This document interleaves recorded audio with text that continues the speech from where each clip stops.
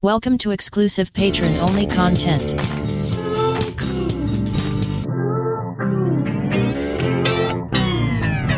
In this episode, we dig into the seedy underbelly of the New York punk scene at its peak and inspect one of the bands that wasn't Blondie, Talking Heads, or Ramones. We need to discuss your definition of punk rock. We need to discuss your understanding of how SEOs work. In 1977, Jersey boys Glenn Danzig and Jerry Caiafa formed a band that would create and define its own genre, horror punk. They're spooky and they're punky, nefarious, not funky. They're all together spunky, they're the Misfits family. And so Misfits was born. You might not know the band, but you know their t-shirts. Danzig named the band after the Marilyn Monroe movie and felt the title best suited the band members' social status. Can't we call ourselves the really, really cool guys? No, we're Misfits. You can also call them The Misfits if you prefer. Up until their third single, The was very prominent on their merchandising. We're so punk rock, we don't care about the definite article. A month after forming, Misfits played their first gig at New York's legendary CBGB's. Hi, we're the really, really cool guys. No, we're Misfits. A month after playing their first gig, they recorded their first single and released it on Danzig's own label. This is exactly the kind of drive, determination, and self-belief you get when the whole band is on steroids. That label of Danzig's was called Blank Records. Pin in that for later. Ow! Why am I always the one who gets the pin? On that very first single, Jerry's last name was misspelled, probably having a lifetime behind him of people misspelling his last name, Jerry suggested. Next time, just put Jerry only. Okay, cool. What do you mean, okay, cool? You agreed to that too fast. From then on, Jerry was credited as Jerry Only, as in his last name was written as Only. He has been known as Jerry Only ever since. I did exactly what you said, man. Now remember that pen? Ow! God damn it! Pulling it out hurt more somehow. Mercury Records started a subsidiary label with the intention of releasing American punk bands. If we sign punk bands, I'll get laid by women in black turtlenecks who perform spoken word in the village. Are you sure? I have one word for you. The Velvet Underground. Are they punk? That's what a woman in a black turtleneck told me. They did this under the banner of Blank Records. And when it was too late, they then discovered Danzig's label already existed and was already doing the same thing. Life before the internet. So in exchange for the name Blank Records, Mercury Records offered Danzig 30 hours of recording time and a promise to listen to the demo. And who knows, guys, maybe we'll even sign you. Really? Anything's possible. Is there a chance signing you guys will get me laid by women who wear black turtlenecks and perform spoken word in the village? I doubt it. So you see my problem. Mercury's Blank Records did not take Misfits on at the time, but they did release the very artsy Peer Ubu. I only wear black turtlenecks, and when I'm not performing spoken word in the village, I listen to Peer Ubu. And Suicide Commandos, who I've heard are legends in Minneapolis, so, that's something. Is it though? Mercury's Blank Records folded after just those two releases. Why didn't we sign that Misfits band? I don't like men with too many muscles. I didn't make him for you. He carries the Charles Atlas seal of approval. So in 1978, Misfits used the amount of time Metallica spent in the studio tuning their guitars to record 17 songs. All right, you Poindexters, let's get this right. 1, hey, kids, I'm talking crusty. 2, hey, here comes Slideshow Mel. Again, here comes Sideshow Mel. 3, woohoo, ha, bada, bing. I'm done. Learn from a professional, kid. These songs were intended for an album to be titled Static Age, but due to no label interest at the time, Static Age would not be released until 3 albums later, in 1997. Usually when a band releases an album, I say, I like their old stuff better than their new stuff. That's my thing. What do I do when the fourth album the band released is the first album they recorded? Ah! But back in 1978, with no recognition from the gatekeepers, Danzig did what Danzig does. He released the Bullet single featuring 4 songs from that 30-hour session on his newly named Plan 9 Records. Wasn't your label called Blank? Yeah, I sold the name to a major label who are going to use their many years of experience in the rock scene and youth culture to sell punk records to the kids. Oh. Yeah, and I'm sure they'll be very successful with the bands they will inevitably choose. You almost kept a straight face at the end there. I should have picked a less harsh voice. So I like this one, though. Misfits did what Misfits do. They played shows and invented a new hairstyle known as the devilock, which can be best described as a reverse mullet. No, Dad. That's what your devilock looks like. Rude. People have been glass for comments like that. That's a call forward. I am learning podcast jargon. During this formative period, Misfits began to lean hard into their fascination with horror movies and comic books, ultimately leading to what would become their signature horror punk style in both look and lyrical content. It's music for muscle-bound nerds. It's a narrow market. In December that year, the band sprayed the crowd with Kool-Aid in tribute to the recent Jonestown massacre. You know, it was actually Flavor Aid at Jonestown, not cool. I'll show myself out. In early 1979, Jerry partied the night away with Sex Pistol Sid Vicious, waking the very next morning to reports of Sid's death. How's the hangover, Jerry? OMG. I want to die. I wonder how Sid's feeling. Yeah, about that. While Sid's mother, Anne, was in New York dealing with the aftermath of her son's death, she attended the recording session for the next Misfits release. Horror Business. What did you think of that one, Mrs. Beverly? You sounded just like my boy. Oh, really? We better record it again.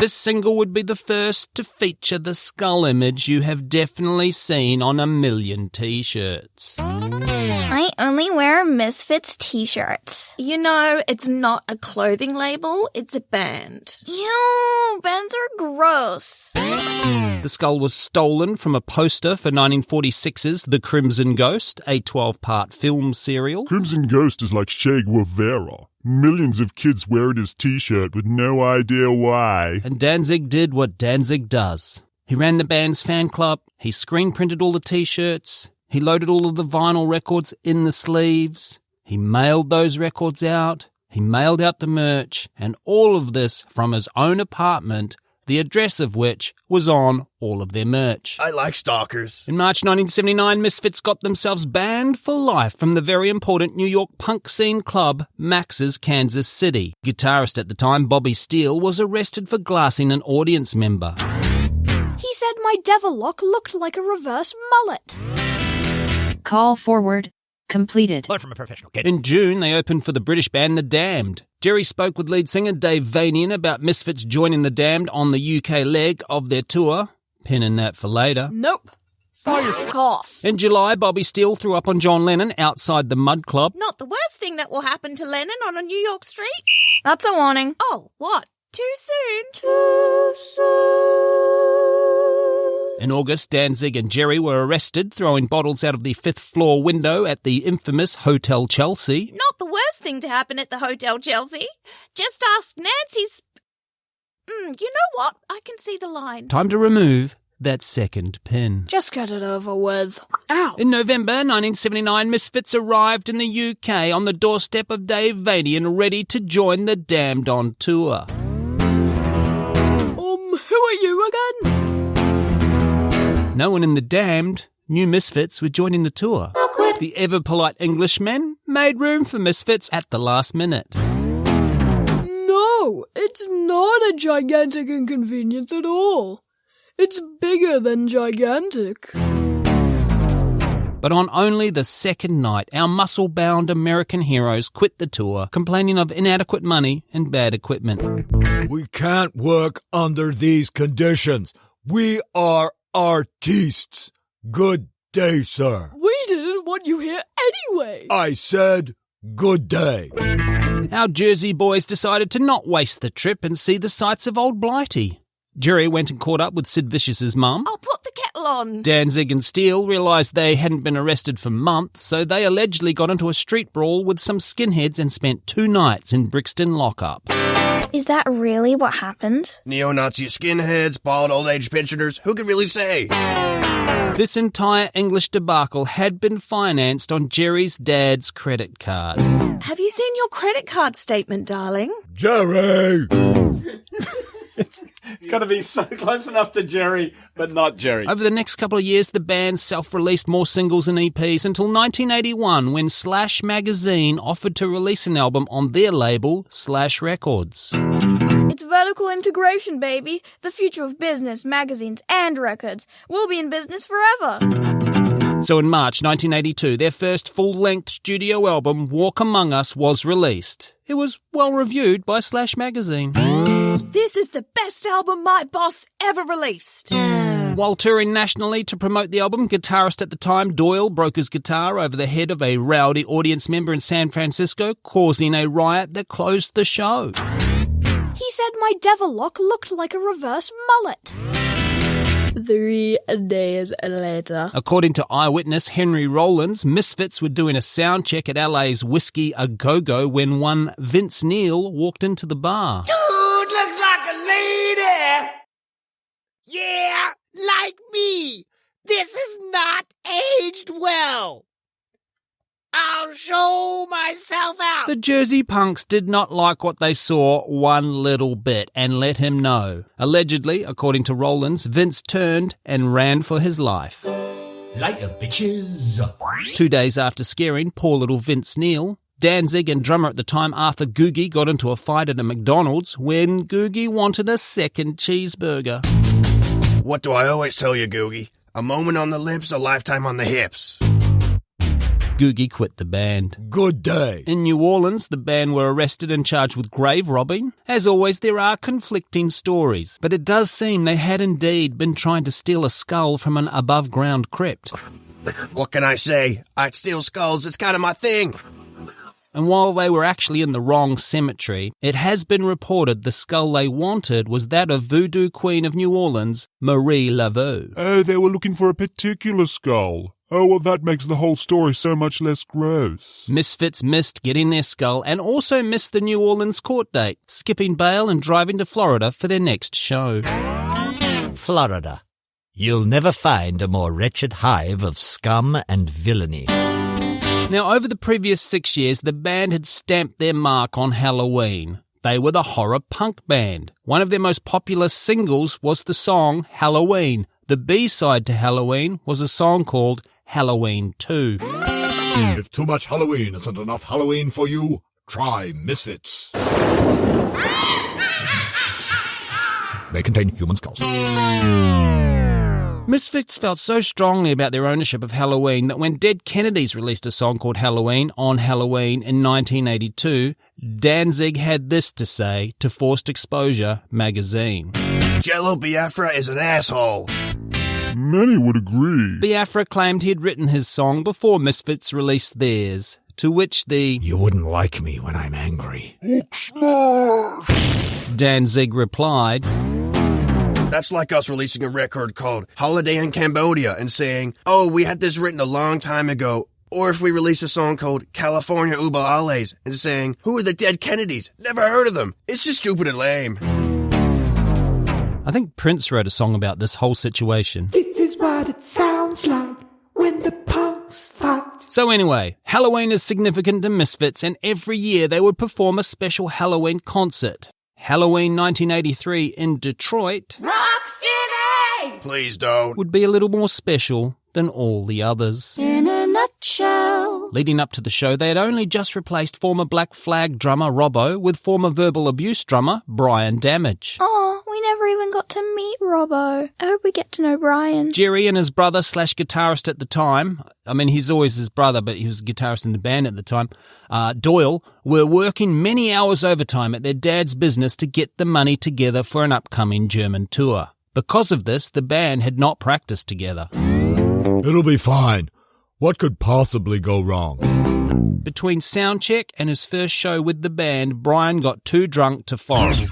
Sorry, Dead Kennedys on the Brian. I mean, Brian got too drunk to play the drums, and this was the last straw for Danzig. He announced on stage this was the band's last show ever.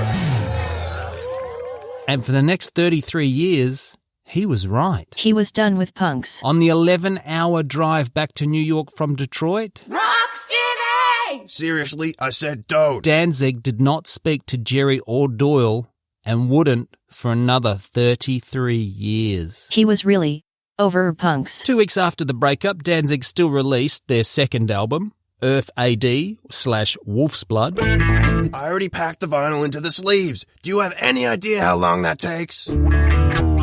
Danzig's Plan 9 Records got a distribution deal with major label Caroline Records. So over the next decade, Danzig released 3 Misfits compilation albums of remixed and previously unreleased material. The best thing that ever happened to the Misfits' career was breaking up. To say the band went their own separate ways would be an understatement. Danzig launched into the satanic rock we all know and love him for today.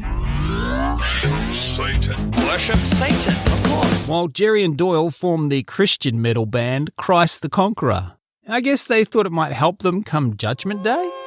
Weren't you guys in a band with Danzig? Yeah, but we also started a Christian metal band. So you did a nothing then? Yeah, we did a nothing. Christ the Conqueror did eventually release an EP but never performed their Christian heavy metal live. What a shame, said no one ever. In 1987, Metallica released covers of the Misfits songs Last Caress and Green Hell, and the whole world found out about Misfits. I can think of at least one 15-year-old Kiwi metalhead who needed to know all he could about them the second he heard, I got something to say, yeah. I killed your baby today. Wow. Following that, a whole crop of 90s metal, punk and grunge bands were covering Misfits. There is an entire Wikipedia page dedicated just to Misfits covers. Anyone who's anyone was covering Misfits, from the Lemonheads to Guns N' Roses. Everyone was playing Misfits songs except for Misfits. It's not fair, I'm a misfit. This sudden surge in international recognition was very good for Danzig's bank account. Churchy.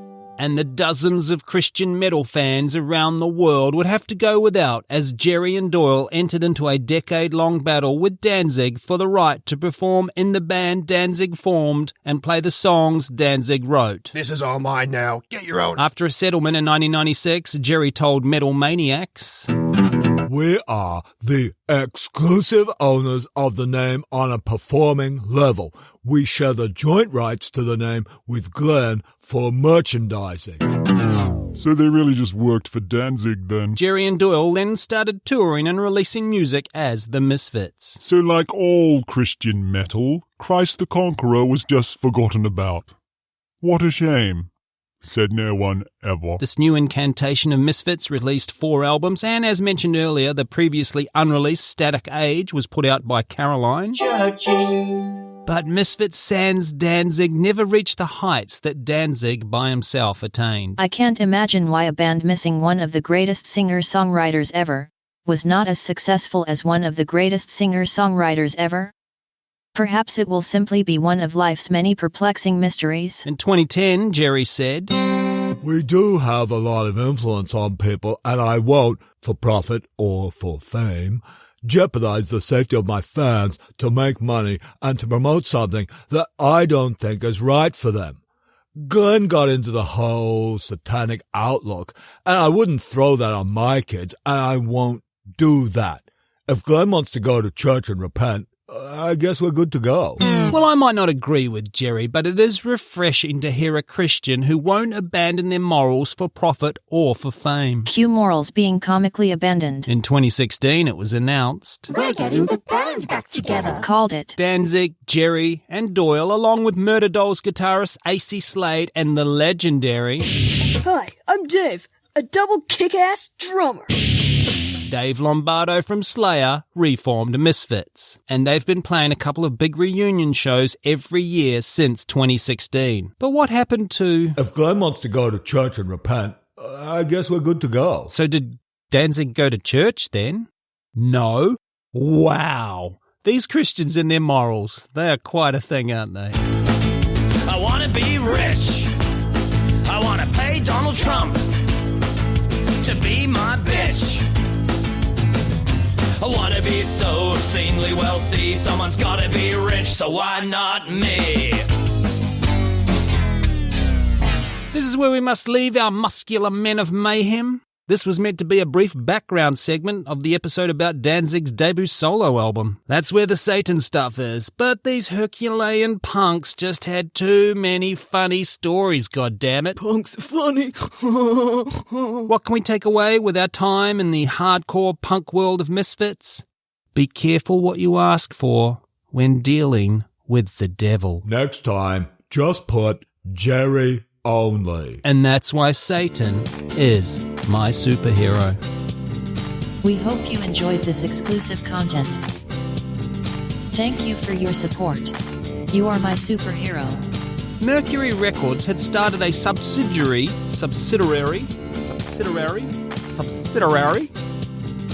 Yeah, and I'm sure they'll be very successful. At the infamous Halsey Hotel. Kinda sounds like Steve-O. Fascination with horror styles. I wanna be cool. I wanna be cool. These punks can hold a grudge.